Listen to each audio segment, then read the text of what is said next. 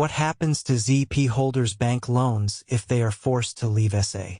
The short answer: usually, debts remain active even if someone leaves the country, but the situation is unclear when it comes to ZEP holders who may be forced to leave. Banks have not provided concrete answers about whether ZEP holders' accounts will be frozen or if they will still be required to repay loans. The long answer: it's a complex and uncertain situation. While most banks have not outright stated that ZEP holders' accounts will be frozen, several, including FNB, have advised ZEP holders to apply for other visas in time to prevent their accounts from being frozen. In some cases, banks have already refused to renew the bank cards of ZEP holders. For instance, a skilled ZEP holder working in IT but without the qualifications necessary for a critical skills visa wrote an article in the Mail and Guardian on June 2, 2022.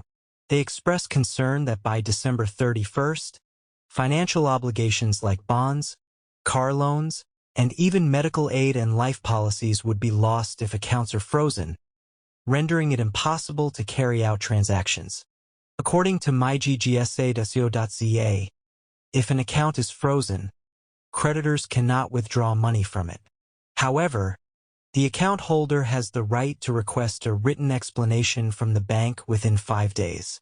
If no valid reason is given, the freeze must be lifted within 10 days unless the bank suspects criminal activity. Banks have avoided answering directly whether ZEP holders are legally required to repay loans if they are forced to leave South Africa. Most banks, such as Nedbank, have simply stated that when you take out a loan, you enter into a legal contract, and failure to pay back the loan is considered a breach of contract. This implies that even if someone leaves the country, they are still obligated to repay their loans. However, banks have not clarified how this would be enforced if ZEP holders are compelled to leave the country due to their immigration status.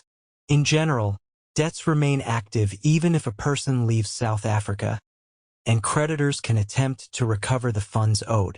However, the specific legal and practical implications for ZEP holders forced to leave remain unresolved.